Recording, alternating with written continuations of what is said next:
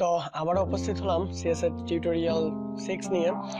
মূলত এর আগে টিউটোরিয়ালে আমি কথা বলেছিলাম সিএসএস এর বর্ডারস ইফেক্ট নিয়ে, বর্ডারসটা কিভাবে ইউজ করা হয় এবং বর্ডারস এর প্রপার্টি কি, এবং একটা ইমেজ বর্ডার এবং এই ব্যাকগ্রাউন্ডসে ইমেজ ইউজ করা এবং ইমেজের যে প্রপার্টিগুলো আছে সেগুলো ব্যাকগ্রাউন্ডে কিভাবে ইউজ করা হয়, একটা ফন্টের কিভাবে ব্যাকগ্রাউন্ড দেওয়া হয়, একটা ডিআইভির কিভাবে ব্যাকগ্রাউন্ড দেওয়া হয়, সবগুলো প্রপার্টি নিয়ে কথা বলা হয়েছে।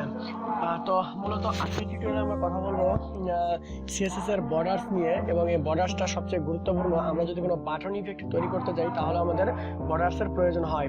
এই বর্ডারসে থাকবে আমাদের সবচেয়ে বড় গুরুত্বপূর্ণ ভূমিকা এবং মার্জিন প্যাডিং।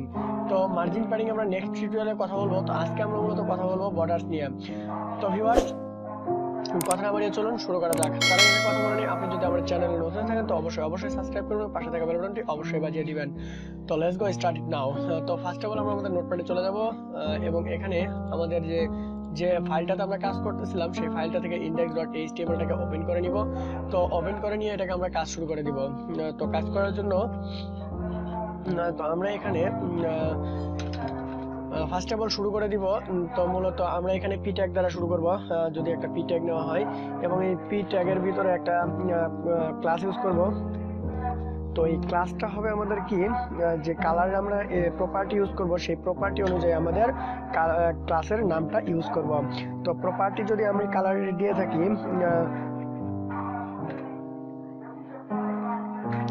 তো এটা দিলাম আমি এর প্রপার্টি। তো ফার্স্ট অফ অল আমরা এখানে h2 দ্বারা কিছু লিখে নিব। তো h2 দ্বারা কি লিখতেছি আমরা, যে দি বর্ডার স্টাইল প্রপার্টি।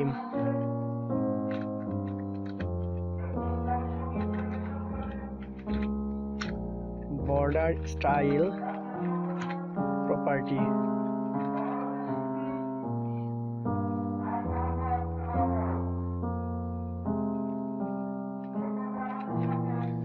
তো আমি লিখলাম কি, দি বর্ডার স্টাইল প্রপার্টি। তাহলে এই প্রপার্টির ভিতরে আমরা ক্লাস দ্বারা একটা এখানে লিখবো কি, এখানে লিখবো যে বর্ডার স্টাইল।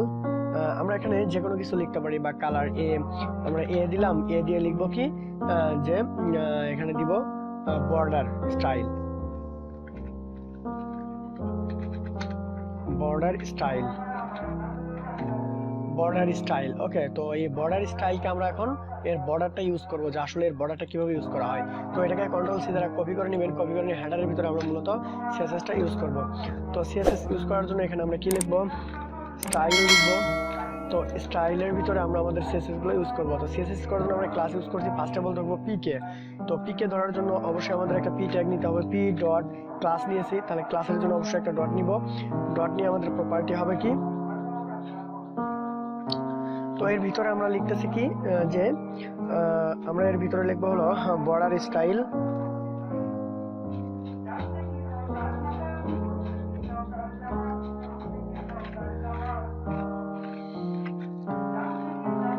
বর্ডার স্টাইল দিব আমাদের। বর্ডার যদি ফার্স্টে বলি আমরা কি ইউজ করব, আমরা ফার্স্ট অফ অল ইউজ করব রোস্টেড। তো এটাকে আমি ক্লোজ করে দিব। ক্লোজ করে দিয়ে চলুন দেখি ব্রাউজারে চলে যাই, দেখি আমাদের কি চলে আসছে। এই যে দেখুন, ফার্স্ট অফ অল আমরা দিয়েছি এর একটা বর্ডার চলে আসছে। আমি নান করে আপনাদেরকে দেখাচ্ছি। এটা প্রপার্টিটা ক্যান্সেল করে দিচ্ছি আমি, এখান থেকে এটা চেঞ্জ করে দিচ্ছি। ওকে, দেখুন এখানে এটা কাজ করবে না, কারণ এর বর্ডার দেখুন কত সুন্দর করে চলে আসছে, রাইট। তো আমি এটাকে কন্ট্রোল ডি দ্বারা কপি করে নিচ্ছি এটাকে।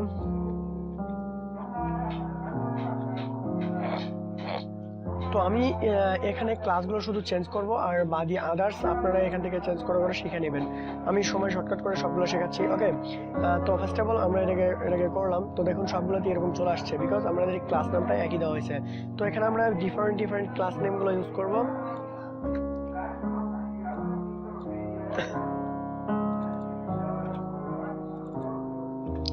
তো আমরা এভাবে ডিফারেন্ট ক্লাসগুলো ইউজ করব। তো প্লিজ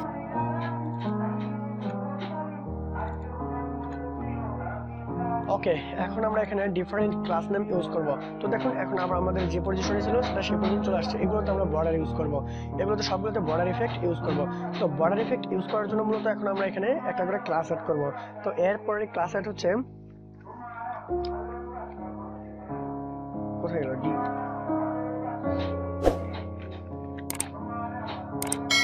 তো তো এই ক্লাসটাকে এখন আমরা কাজ করব। তো এই ক্লাসটাকে কাজ করার জন্য এটাকে নিলাম, তো নিয়ে p ডট ক্লাস নেম দিলাম। ক্লাস নেম দেওয়ার পরে এখানে আমরা লিখতেছি বর্ডার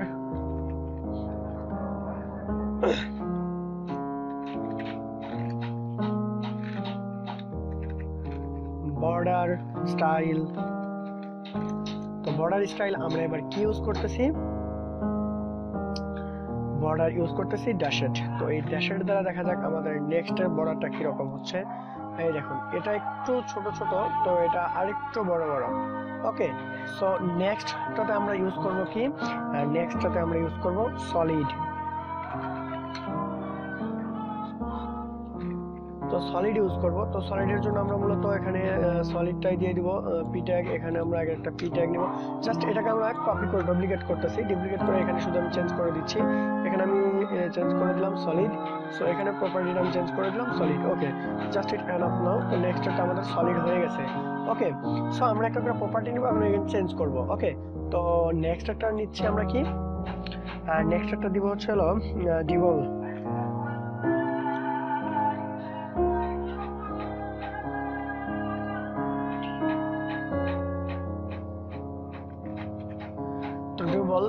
ডাবলের এখন একটা প্রপার্টি আমরা এখানে ইউজ করব। তো এটাকে আমরা কন্ট্রোল ডি দ্বারা কপি করে নিব। কপি করে নিয়ে এখানে আমরা ক্লাসটা অ্যাড করব।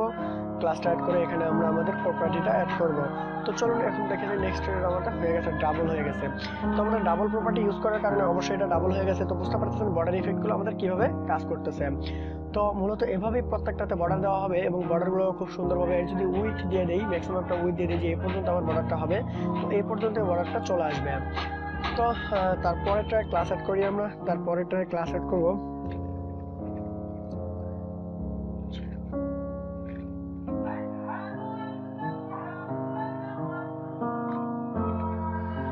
গ্রোভ অ্যাড করব। গ্রোভ তো কন্ট্রোল সি দ্বারা এটাকে কপি করে নেব, এটাকে ডুপ্লিকেট করে নেব একটাকে। তো ডুপ্লিকেট করে নিয়ে এখানে আমরা ক্লাসটা অ্যাড করে দিব এবং এখানে আমাদের প্রপার্টিটা অ্যাড করে দিব। ওকে, তো চলুন দেখি আমাদের প্রপার্টি অ্যাড হয়েছে কিনা। এই যে গ্রোভ হয়ে গেছে। তো আমরা এইভাবে একটার পর একটা এই প্রপার্টিগুলো ইউজ করব। ইউজ করে করে আমরা একটার পর একটা সুন্দর সুন্দর ডিজাইন করব। তো এরপরে আমরা নেক্সটটাতে দেখতে আর ক্লাস অ্যাড করে দিই। নেক্সটটাতে আমরা একটা ক্লাস অ্যাড করব কি,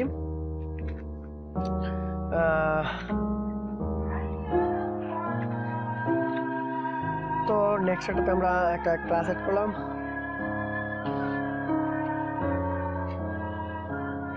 তো এই ক্লাসটাকে আমরা কন্ট্রোল সি দ্বারা কপি করে নেব, এটাকে কন্ট্রোল ডি দ্বারা ডুপ্লিকেট করে নেব এবং এখানে এটাকে পেস্ট করে দিব, এটাকে এখানে পেস্ট করে দিব।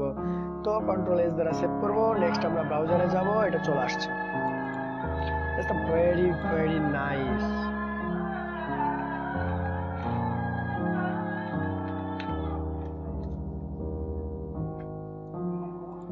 কি সুন্দর সুন্দর চলে আসছে। তো একটু করে কাজ করলে এটাকে আমরা কাজে প্রমাণ দিতে পারি। সো তারপরে আমরা এটা যদি এখানে ক্লাস অ্যাড করেছি, তো ক্লাসের জন্য এখানে আমরা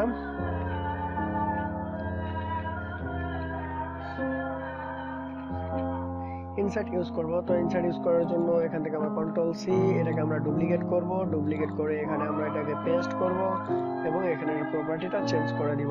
তো চেঞ্জ করে দিলাম, তো হয়ে গেছে, নিচেটা চলে আসছে। এর যে প্রপার্টি সে অনুপাতে সে কাজ করতেছে। তো আরেকটা আমরা অ্যাড করে দিব এখানে। তো আরেকটা আমরা কি অ্যাড করব এখানে, এখানে আমরা অ্যাড করব আউটসাইড।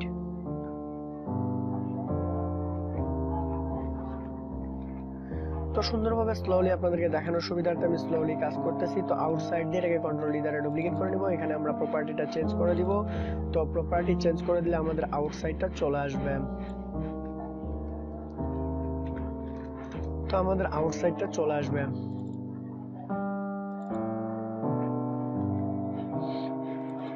আমরা মূলত এখানে আমাদের আউটসাইড চলে আসবে। তো দেখি আমাদের আউটসাইড চলে আসছে, এটা ইনসাইড, এটা আউটসাইড চলে আসছে। তো তারপর একটা প্রপার্টিতে আমরা ইউজ করতেছি কি, নান ইউজ করব। তো নান যদি ইউজ করি, তো এটাকে নান দ্বারা আমরা এখানেই কাজ করে নিব। তো নান দ্বারা এটাকে ডুপ্লিকেট করে নিলাম কন্ট্রোল ডি দ্বারা। এবং এটাকে আমরা পেস্ট করে দিব। এখানে আমরা বলবো কি নান করে দিব। তো নান করে দিলে দেখুন কিছুই আসবে না, কারণ এটা নান হয়ে গেছে। তো এইভাবে আমরা একটার পর একটা এই প্রপার্টিগুলো বর্ডারগুলো সুন্দরভাবে ইউজ করতে পারবো। ম্যাক্স করে দেখি একটাতে, তো এটাকে ডি দ্বারা ডুপ্লিকেট করে নিলাম, এখানে ম্যাক্স দেব। তো এই ম্যাক্স এটাকে আমরা এখন এভাবে দিয়ে দিব, ডুপ্লিকেট করব, এখানে আমরা ম্যাক্স ইউজ করতেছি, সো ম্যাক্স হয়ে যাবে। তো দেখুন ম্যাক্স এভাবেই থাকবে। সো এভাবে আমরা একটার পর একটা প্রপার্টিগুলো ইউজ করব। তাহলে বুঝতে পারছেন হয়তো যে আমরা বর্ডার ইফেক্টগুলো কিভাবে ইউজ করব, এবং এই বর্ডার ইফেক্টগুলো আমাদের বিভিন্ন বাটন, বিভিন্ন ইয়াতে আমাদের ইউজ করতে হবে বর্ডার ইফেক্টগুলো। ভিউয়ার্স, এভাবে একটার পর একটা সুন্দরভাবে ডিজাইন করলে অবশ্যই আপনি একজন ভালো মানের ওয়েব ডেভেলপার হতে পারেন। তো ভিউয়ার্স, আজকের টিউটোরিয়াল এই পর্যন্ত। নেক্সট টিউটোরিয়ালে কথা হবে আমাদের মার্জিন